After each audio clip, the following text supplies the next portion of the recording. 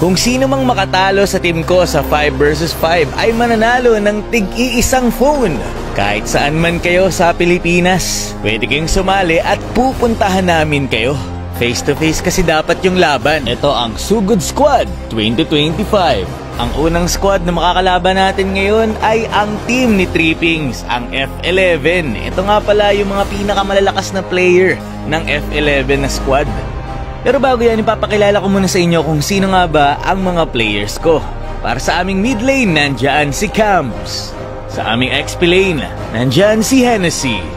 Ang aming jungler, si Nikolai. Ang aming gold lane, si Angry Feds. And last, para sa aming roamer, nandyan si Angry SP. Sa F11 naman, ang mga lalaro ay sina Suji sa mid lane, Euro sa jungler, Veldora Vin sa gold lane, Benimaru Sin sa roam, at Louis Xiaolong Bao sa kanilang XP lane. Yan naman, wag na nating patagalin pa at simulan na natin ang laban. Best of 5 nga pala ito, ibig sabihin paunahang makatatlong panalo sa bawat game. Unang pagong ng laban, eto na, sinisimulan na ito ng Team Fuego pero balak kumontes ng F11. Pero nakuha ito ni Nikolai at eto na nga, hinahabol na nila ang F11 pero napagandang ulti galing dito kay Diggy, pero si Camps ay na first blood. Si Euro na kanilang jungler. Sa early game pa lang ng laban, nakikita nyo na nasa Team Fuego ang control at yung jungler palagi ang kanilang napipitas. Nandito na tayo sa pangalawang pagong ng Game 1. Ang ganda ng second skill dito ni Zillion. Nahuli dito si Combs, taking him down. Susunod kaya etong si Iritel going low. Pero mukhang napalalim dito si Soji, kaya nakatrade pa dito ang Team Fuego. Dito sa bandang baba, nandyan si Hennessy. Balak lumaban sa dalawa. Benimaru and Veldora Vin is having a hard time para ma-take down etong si Hennessy gamit ang kanyang Phobius, pero nag-flicker out lang din siya kasi nasa torre na. Nandito na tayo sa unang Lord Dance ng laban at sinisimulan na nga po ng Team Fuego ang Lord. Pero dito si Hennessy ay sinusuna yung mga kalaban na kapag ultimate na rin yung Diggy. Ang gandang ulti rin galing dito kay Exia na itali pa ni Louie gamit ang kanyang CC, kaya na-take down nila ang dalawa sa Team Fuego at mukhang nakukuha nila ang kinakailangan nilang late game para manalo. Habang nagmamarcha ang Elemental Lord, comes with a Flicker play, taking down si Zillion at mukhang isusunod pa dito si Veldora Vin. Double kill para kay Camps. 10 minutes ng laban, 7k na ang lamang ng Team Fuego. Ito dito na ang posibleng pangalawang Lord fight sa ating laban, pero mukhang hindi na papalag at hindi na magko-contest ang F11. Ito na ang Elemental Lord, nagpupush na sa bottom lane pero natalian ni CC, si Hennessy at Cam. Samantalang si Iritel naman nasa bandang likod pero na-takedown lang din. Pumasok na dito si Hennessy at SP. Pero mukhang sila ang mapapunish dito. At sobrang ganda ng ginawang pagdepensa dito ng F11. Hindi nila natapos yung game pero naubos naman nila ang mga torre sa mid lane. Pangatlong Lord na ng laban at sinimulan ulit ito ng Team Fuego. Dahil dito na-push nila ang mga torre at yung base na lang ang kailangan nila para manalo. 18 minutes na ng laban at 9-9 pa rin ang score. Grabe, sobrang di kita ng laban ngayon. Pang-apat na Lord na rin ng game. Kaya mukhang magko-contest na dito ang F11. The diversion play sana dito yung Iritel at Matilda pero may taga-dep ang F11, which is yung Zillion.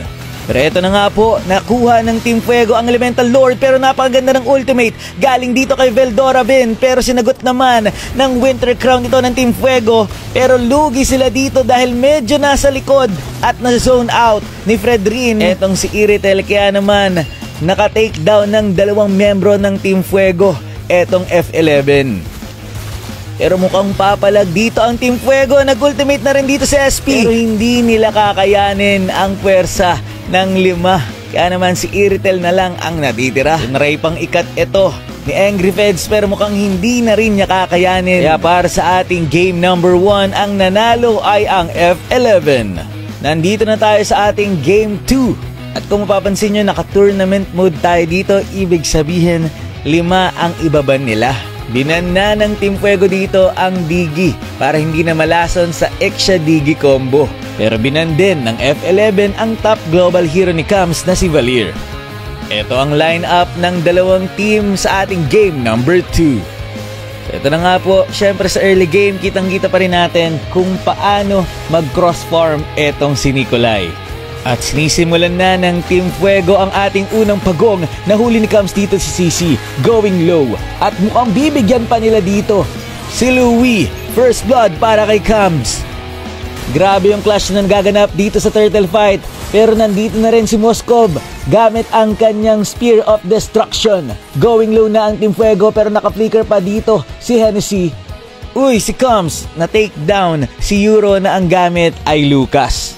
Kaya it's a 2-for-1 trade para sa Team Fuego. At masesecure nila ang unang pagong ng laban. Team Fuego pinasok si Suji sa mid lane, taking him down. Si Lucas dito, nagbabalak i-def, kakayanin pa kaya niya. Pumasok siya dito sa may torre. Fredrin going low pero ang sakit ng ultimate. Grabe nga yun. Sa bandang bot lane naman, may 2v2 na nagaganap. Yung magkapatid, laban kay Veldoravin and Benny Maru. Pinasok na nila dito sa torre. Grabe. At na-takedown ng magkapatid, yung dalawang kalaban. 6 minutes ng laban, unti-unti nang nauubos ang torre ng F11. Pumasok na nga dito si Nico. Pero hindi na siya naka-ulti, kaya naman siya ay na-takedown. Pero Hennessy nandito sa likod, taking down Lucas. Ang ganda ng ginawa dito ni Hennessy. Unang lord ng laban, mukhang hindi na ulit ko-contest dito ang F11 at makukuha ito ng Team Fuego. 9 minutes at 9k gold na rin ang kalamangan ng Team Fuego. Pero kailangan nila mag-ingat para hindi mangyari yung kanina. Pero ngayon walang Ixia at Sicilian para mag-def. Kahit sino na ang humarap dito ay binibigyan nila, taking down Lucas. Pero isa-isa nang inuubos dito ng Team Fuego ang F11 squad. At si Angry Feds galit na galit, mukhang may maniac pa. Pero si Tripping Spinos, awit kay Tripping. What a solid gameplay galing dito sa Team Fuego, kaya naman 1-1 na ang ating score. Para sa ating game number 3, yung F11 naman dito ang nag-Fred Rin. Pero may sagot dyan ng Team Fuego na ginamit nila ang isa sa mga main hero ni Nico na Yisun Shin. Ito na nga ang lineup ng bawat team sa ating game number 3. Nilabas na nga ni Bini Maru ang kanyang main hero na si Kupra. Early game pala, makikita na natin ang aggression dito ng F11 at mukhang papasukin nila sa torre etong si Moskov. Pero Team Fuego to the rescue. Kaya naman gold lane para sa jungler lang ang trade sa early game. Ito na ang unang pagong ng laban. Si Nico dito ay level 6 na at nakuha ng Team Fuego ang unang turtle ng laban. Pero mukhang may ipit dito si Hennessy, kaya naman magiging 1-for-1 trade lamang ang clash. Pero sa bandang top lane, nakaka-gold at nakaka-free hit lang dito si Angry Feds. Tingnan nyo dito si Nico. Mega kill na, taking down Louis Xiaolongbao. Medyo delikado dito ang pwesto ni Veldoravin at pinasok na sila. Kupra with a counterplay. 2-man set para sa kanya pero mukhang hindi sasapat ang damage nila para i-take down ang Team Fuego. Grabe si Nico, pinapasok na dun sa torre. 9 minutes ng laban, unti-unti nang tumutumba ang mga torre ng F11.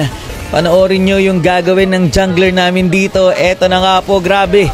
Pinasok niya na doon sa loob. Inisa-isa ang mga kalaban, sabay post ni Trippings para hindi na naman makamaniac.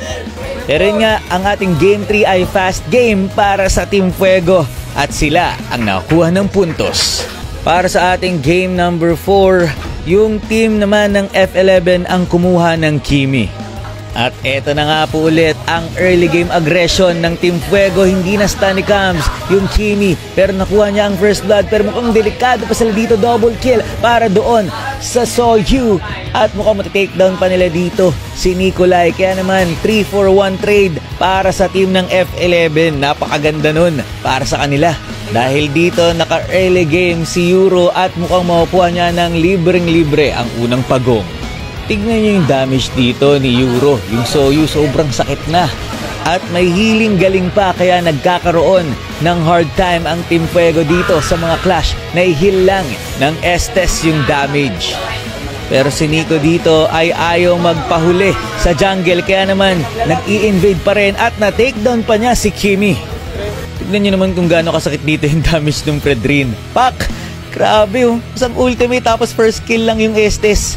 Nakukuha na ulit ng Team Fuego dito ang kanilang momentum. At nagka-clash nga dito sa mid lane, pinagtulungan ni Fredrin at Paquito itong Sisi pero medyo makunat. Kaya naman unang naka-takedown ang F11, mega kill para dito kay Soyu. At dahil sa ginagawang ito ng F11, lumolobo na ng unti-unti ang kanilang kalamangan. Pangatlong turtle na nga ito na makukuha ng F11 ng libre kasi lamang na lamang talaga sila. Ito na ata ang 5v5 clash na magaganap dito sa mid lane. Na takedown na nga dito si Veldorovin. Pero si Kimi tamang free hit lang sa likod. Mukhang low health na. Etong si Fredrin. Grabe ang sakit ng damage ni Euro. Low health na rin si Cams at mukhang mag-out na lang ang Team Fuego. At makukuha ng F11 ng libreng-libre ang Elemental Lord. 10 minutes ng laban, unti-unti na pong tumutumba dito ang Team Fuego at nahuli pa dito si Hennessy, taking them down. 10k na rin ang gold lead dito ng F11 kaya mahihirapan na talaga silang manalo sa clash. Kahit nasa torre pa yan, kayang-kaya na silang pasukin yan. Euro, inuubos ang mga players ng Team Fuego at sila nga ang mananalo sa ating game number 4. At mukhang pupunta na tayo sa match point ng laban. 2-2 na ang ating score.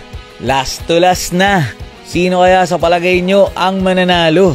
Early game pa lang, tignan nyo yung gagawin dito ng Team Fuego na first blood agad yung jungler ng kalaban. Kaya naman makukuha na nila ang unang pagong ng laban. Senpai Nikolai dito tamang abang lang sa bush. Grabe nga yun, sinolo kill si Estes. Nahuli na rin dito ni Hennessy. Etong si Sisi sabay combo ni Cams. Grabe nga yun, walang galawan, crowd control gamit ang kanilang lineup. Pangalawang turtle ng laban at mukhang papalag sila dito lahat. Nakuha ni Yi Sun-shin ang turtle. Tapos makaka-takedown pa sila dito ng dalawa. Tignan nyo naman ang mangyayari kapag nakobohan kayo ni Veil. Tapos si Yi Sun-shin, hindi ka na talaga makakagalaw. At sa game number 5, makukuha ng Team Fuego ang unang Elemental Lord. Nagmamarch na nga dito ang Elemental Lord sa top lane at na-takedown na rin nila si Veldorovin. Ang sakit na ng damage nila, ultimate galing dito kay Angry SP. Euro nasa likod pero na-ultihan lang dito ni Hennessy, mega kill para kay Nikolai. At mukhang low health na sila, grabe nga ang sakit na dito ni Angry Feds. Kakayanin pa kayang idepto ni Sushin at mukhang hindi na nga. Kaya naman ang nanalo sa ating tournament na ito ay ang Team Fuego. Grabe ang tindi din ng binigay na laban ng F11. Pero yun nga, yung team natin ang nagwagi ngayong araw na ito. Kung sumali dito, magbuo na kayo ng team nyo. Baka kayo na ang manalo ng cellphone. Basta matalo nyo ang team ko sa face to face. Yun lang for this video. Maraming salamat sa panonood and to God be the glory.